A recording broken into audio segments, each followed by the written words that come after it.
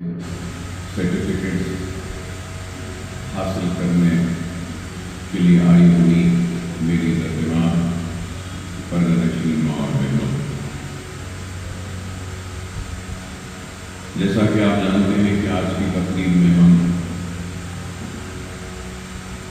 Vocational training के courses के कामयाब इख्तिताम के बाद सर्टिफिकेट्स को तकसीम करेंगे और न सिर्फ 6 माह के इस हुनर की तरबियत के कोर्स के इख्तिताम पर सिर्फ सर्टिफिकेट देंगे, बल्कि हम अपनी जानिब से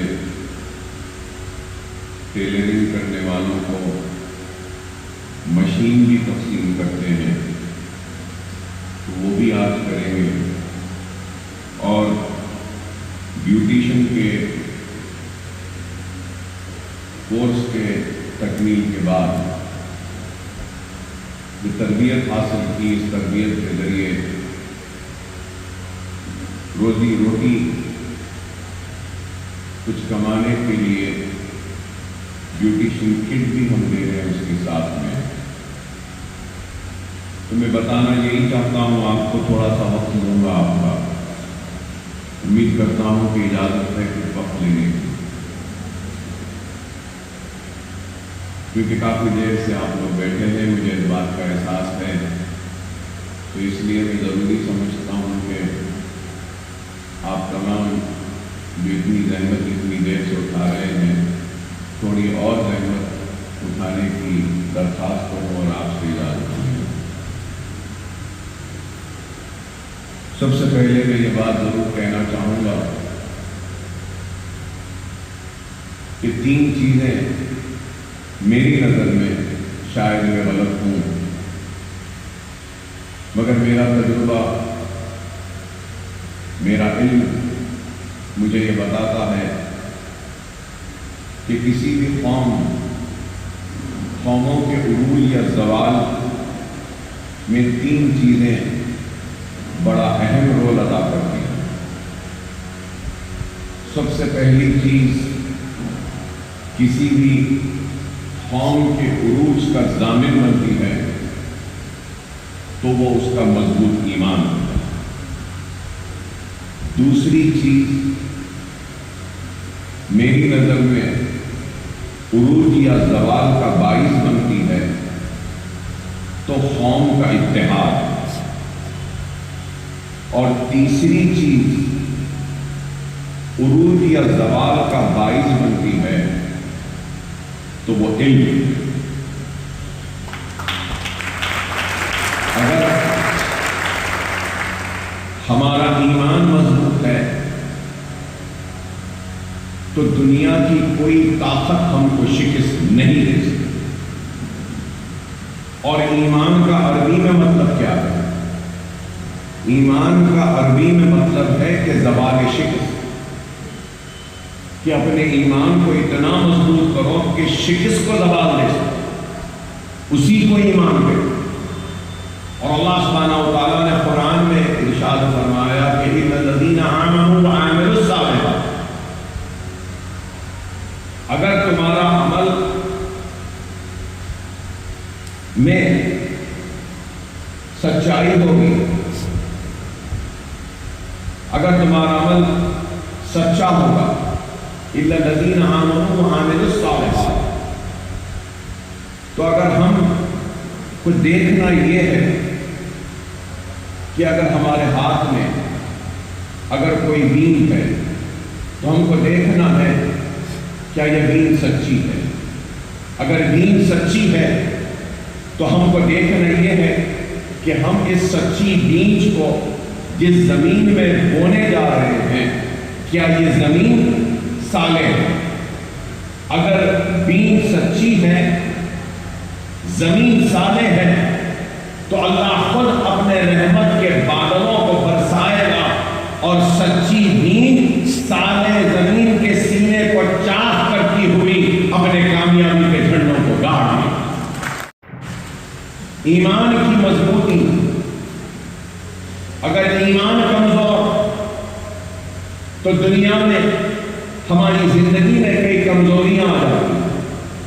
ایمان مضبوط تو دنیا کی ہر مصیبت کا ہم مقابلہ کر سکتے ہیں. اور اللہ قرآن میں ارشاد فرماتا ہے کہ میں اسی کو آزماتا ہوں جو میری نظر میں قریبی بندہ ہے، اور میری آزمائش میں جو سجدے شکر بجا لائے گا میں اس سے خوش ہوں گا، اور میری آزمائش میں جو مجھ سے ناراض ہوگا میں بھی اس سے ناراض ہوں گا. تو آپ کو ہم کو اس بات پہ توجہ دینی ہوگی کہ ایمان کو مضبوط کریں اور دنیا کی آزمائش میں سجدہ ہو کر اللہ کا شکر بڑھا.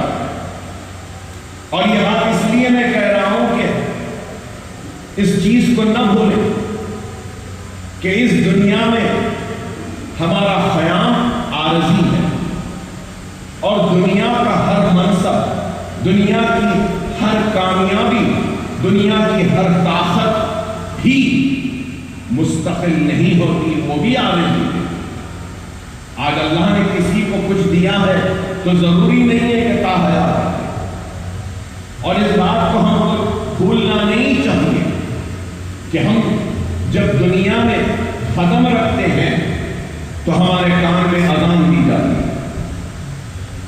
اگر گھر میں کوئی پیدا ہوتے ہیں تو گھر کے بڑے کہتے ہیں کہ مسجد کے مولوی صاحب کو لاؤ، یا نیک لوگوں کو بلاؤ، یا اپنے پیر و مرشد کو بلاؤ. اور بلانے کے بعد سب سے پہلا کام جو کیا جاتا ہے وہ کان میں اذان دی جاتی ہے. کان میں اذان دی جاتی ہے. میں بتانا یہ چاہ رہا ہوں آپ کو کہ پیدا ہونے پر کان میں اذان دی جاتی ہے، لیکن اگر کسی گھر میں موت ہو جاتی ہے تو نماز جنازہ کی اذان نہیں ہوتی. نماز جنازہ کی اذان نہیں ہوتی. تو جتنا وقت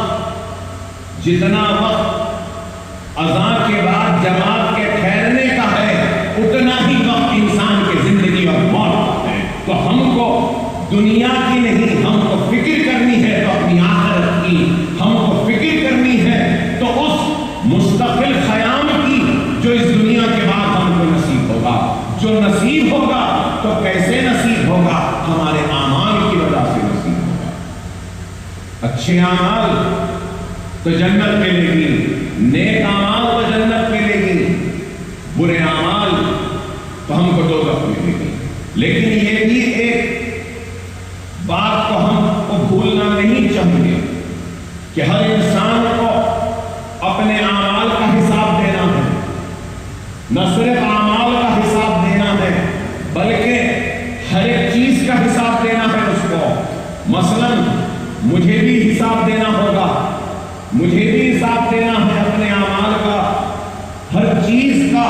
اس کے ساتھ اور ایک حساب اللہ مجھ سے یہ بھی طلب کرے گا کہ اتنی دولت تھی، اتنی پیسے آئے تھے تو اس کا بھی حساب دو. غریب کا حساب شاید کم ہوگا لیکن ہم جیسے رئیسوں کو تو بہت حساب کا جواب دینا.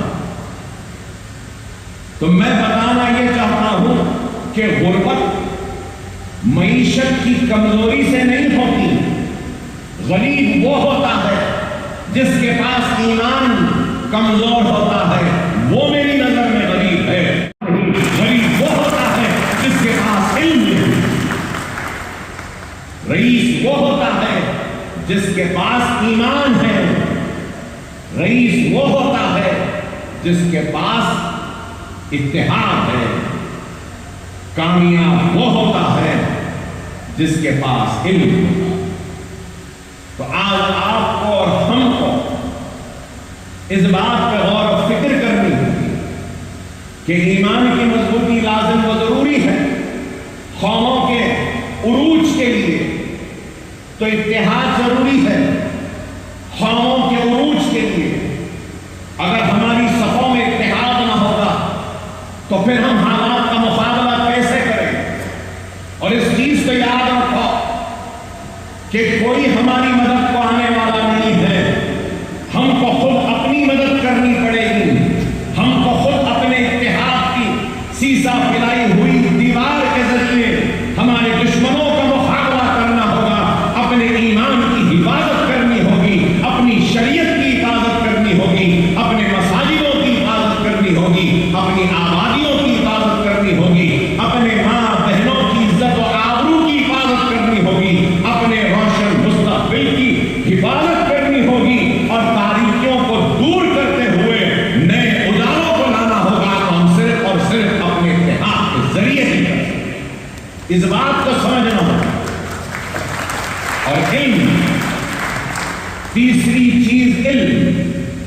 قوموں کے عروج و زوال میں علم کا بہت اہم رول رہا، اور وہ قوم جو علم سے محروم رہتی ہے وہ نہ صرف عروج بلکہ کامیابیوں سے بھی محروم رہتی ہے۔ وہ قوم جس کے پاس علم ہوتا ہے وہ قوم دنیا کی امامت کرتی ہے۔ اور آج ہمارے پاس سب سے بڑی اگر کوئی کمزوری ہے تو آج ہمارے پاس علم نہیں ہے، لیکن ہم نے سالار ملت ایجوکیشن ٹرسٹ کے ذریعے دنیا کو یہ بتانے کا بیڑا اٹھایا ہے کہ تم نے ہم کو موقعوں سے محروم رکھا، اس لیے ہم پیچھے تھے، دیکھو آج موقع مل رہے ہیں تو دنیا کی دوڑ میں ہم سب سے آگے رہیں گے، اول رہیں گے، اور دنیا کی امامت ہمارے ہاتھ میں آئے گی۔ یہ ہم پیغام دینا چاہتے ہیں، یہ ہم بتانا چاہتے ہیں۔ آج الزام لگانے والے الزام لگائیں گے ضرور، لیکن ہم کو ان کے الزام کی پرواہ نہیں ہے۔ اس لیے پرواہ نہیں ہے کہ ہمارا کام دنیا کی